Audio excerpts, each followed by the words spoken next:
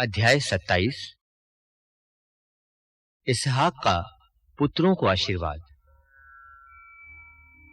इसहाक बूढ़ा हो गया और उसकी आंखें इतनी कमजोर हो गईं कि वह देख नहीं पाता था। उसने अपने ज्येष्ठ पुत्र एसाव को बुलाया और कहा, बेटा। एसाव ने उत्तर दिया, क्या आज्ञा है? इसहाक ने कहा, तुम देखते ही हो कि मैं बूढ़ा हो गया हूं, न जाने कब तक जीवित रहूंगा। तुम अपने हथियार, अपना तरकश और अपना धनुष लेकर जाओ और मेरे लिए शिकार ले आओ। तब मेरी पसंद का स्वादिष्ट भोजन बनाकर मुझे खिलाओ। मैं मरने से पहले तुम्हें आशीर्वाद देना चाहता हूं। रिबेका इसहाक और उसके पुत्र एसाव की बातचीत सुन रही थी। इसी बीच रिबेका ने अपने पुत्र याकूब से कहा, मैंने सुना है कि तुम्हारे पिता तुम्हारे भाई एसाव से इस प्रकार कह रहे थे कि तुम मेरे लिए शिकार लाकर स्वादिष्ट भोजन बनाओ और मुझे खिलाओ, जिससे मैं उसे खाकर मरने से पूर्व प्रभु के सामने तुम्हें आशीर्वाद दूं। इसीलिए बेटा, मेरी बात मानो और वही करो जो मैं कहती हूँ। बकरियों के बाड़े में जाकर उनके 2 अच्छे अच्छे बच्चे मेरे पास ले आओ। मैं उन्हें पकाकर तुम्हारे पिता की पसंद का स्वादिष्ट भोजन तैयार करूंगी। फिर तुम उसे ले जाकर अपने पिता को खिला देना, जिससे वह मरने से पहले तुम्हें आशीर्वाद दे दे। इस पर याकूब ने अपनी माँ रिबेका से कहा, तुम्हें मालूम है कि मेरे भाई एसाव का शरीर रोएदार है, किंतु मेरा तो रोमहीन है। संभव है कि मेरे पिता मेरा स्पर्श करें तो वो समझे कि मैं उनसे छल कपट कर रहा हूं और आशीर्वाद के बदले अभिशाप मेरे सिर पड़ेगा। उसकी माता उससे बोली, बेटा, तुम्हारा अभिशाप मेरे सर पड़े। तुम मेरी बात मानो और जाकर बकरी के 2 बच्चे मुझे ला दो। इस पर वह गया और उन्हें लाकर अपनी माता को दिया।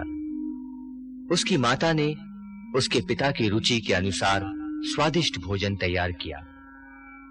रिबेका ने अपने ज्येष्ठ पुत्र के उत्तम वस्त्र जो घर में उसके पास थे ले लिए और अपने कनिष्ठ पुत्र याकूब को पहनाए। उसने उसके हाथ और चिकनी गर्दन पर बकरी का चमड़ा पहना दिया।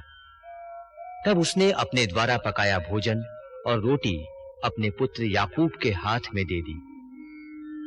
उसने अपने पिता इसहाक के पास जाकर कहा, पिताजी। उसने उत्तर दिया, हाँ बेटा, तुम कौन हो?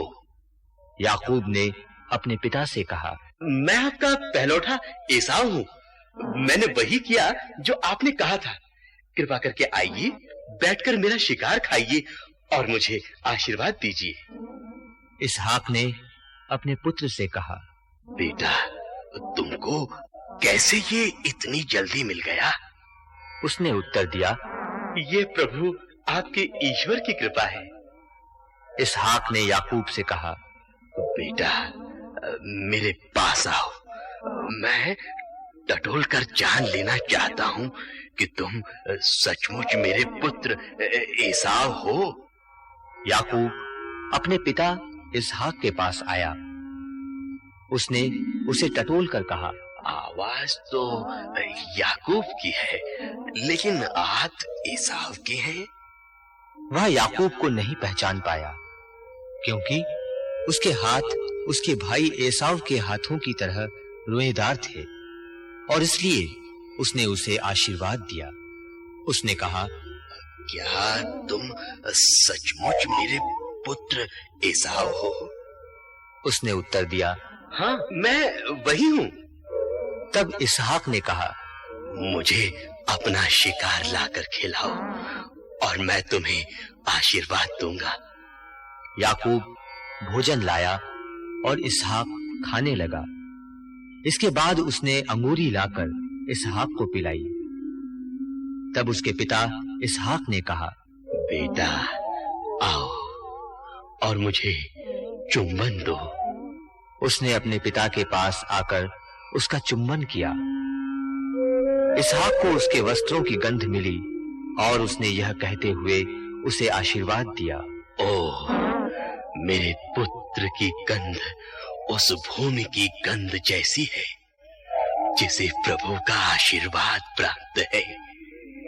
ईश्वर तुम्हें आकाश की ओस, उपजाऊ भूमि और भरपूर अन्न तथा अंकुरी प्रदान करे। अन्य जातियां तुम्हारी सेवा करे, राष्ट्र तुम्हारे सामने झुके। तुम अपने भाइयों के स्वामी हो और तुम्हारी माता के पुत्र तुमको दंडवत करें। जो तुमको अभिशाप दे वो अभिशप्त हो, और जो तुमको आशीर्वाद दे उसे आशीर्वाद प्राप्त हो। जब इसहाक याकूब को आशीर्वाद दे चुका था और याकूब जैसे ही अपने पिता इसहाक के पास से जा रहा था तो उसका भाई एसाव शिकार से लौटा। उसने भी स्वादिष्ट भोजन तैयार किया और उसे अपने पिता के पास लाकर बोला, पिताजी, उठिए, अपने पुत्र का शिकार खाइए और मुझे आशीर्वाद दीजिए। उसके पिता इसहाक ने उससे पूछा, तुम कौन हो? उसने उत्तर दिया, मैं आपका पुत्र, आपका पहलौठा पुत्र एसाव हूं। यह सुन इसहाक को बड़ा आश्चर्य हुआ और वह बोला, तो वो कौन था जो शिकार का भोजन लेकर मेरे पास आया था? तुम्हारे आने से पहले मैंने उसका परोसा भोजन खाया और उसे आशीर्वाद दिया, और वो आशीर्वाद उस पर बना ही रहेगा। अपने पिता की बातें सुनते ही एसाव ने बड़े ऊंचे और दुख भरे स्वर से पुकारते हुए अपने पिता से कहा, पिताजी, मुझे भी आशीर्वाद दीजिए। पर उसने कहा, तुम्हारे भाई ने आकर मुझसे धोखे से तुम्हारा आशीर्वाद छीन लिया है। उसने कहा, उसका नाम याकूब ठीक ही तो रखा गया था। उसने मुझे 2 बार धोखा दिया है। उसने पहले तो मेरा पहलौठा होने का अधिकार मुझसे छीन लिया था और अब उसने मेरा आशीर्वाद भी छीन लिया। फिर उसने पूछा, क्या आपने मेरे लिए कोई भी आशीर्वाद शेष नहीं रख छोड़ा है? इसहाक ने उत्तर देते हुए एसाव से कहा, सुनो, मैंने उसे तुम्हारा स्वामी बना दिया है और उसके सब भाइयों को उसके अधीन किया है। मैंने अन्न और अंगूरी से उसे संपन्न कर दिया है। मेरे पुत्र, अब मैं तुम्हारे लिए क्या कर सकता हूँ? पर एसाव ने अपने पिता से कहा, पिताजी, क्या आपके पास एक ही आशीर्वाद है? पिताजी, मुझे भी आशीर्वाद दीजिए। यह कहकर एसाव फूट फूट कर रोने लगा। तब उसके पिता इसहाक ने उससे कहा, देखो, पृथ्वी की उपजाऊ भूमि से दूर और ऊपर के आकाश की ओस से दूर तुम्हारा निवास स्थान होगा। तुम अपनी तलवार के बल पर जियोगे, पर अपने भाई के अधीन रहोगे। जब तुम्हारा असंतोष बढ़ जाएगा तो तुम अपनी गर्दन का जुआ तोड़कर फेंक दोगे। एसाव याकूब से बैर करता था क्योंकि उसके पिता ने उसको आशीर्वाद दे दिया था। एसाव ने मन में कहा, अब हमारे पिता के लिए शोक मनाने के दिन जल्द ही आने को है। उसके बाद मैं अपने भाई याकूब को जान से मार डालूंगा। जब अपने बड़े बेटे एसाव की ये बातें रिबेका को मालूम हुई तो उसने अपने छोटे बेटे याकूब को बुलाकर उससे कहा, सुनो, तुम्हारा भाई एसाव तुमसे बदला लेने के लिए तुम्हें मार डालना चाहता है। बेटा, अब मेरी बात मानो। हारान देश में मेरे भाई लाबान के यहाँ शीघ्र भाग जाओ। जब तक तुम्हारे भाई का क्रोध शांत न हो जाए तब तक कुछ समय तक उसी के यहाँ रहो। जैसे ही तुम पर तुम्हारे भाई का क्रोध दूर हो जाएगा और वह तुम्हें भूल जाएगा कि तुमने उसके साथ क्या किया है, वैसे ही मैं किसी को भेजकर तुम्हें वहां से घर वापस बुला लूंगी। मैं एक ही दिन तुम दोनों को क्यों खो बैठूं? पद्दन अराम की ओर याकूब। रिबेका ने इसहाक से कहा, इन हित्ती स्त्रियों के कारण तो मैं जीवन से ऊब गई हूँ।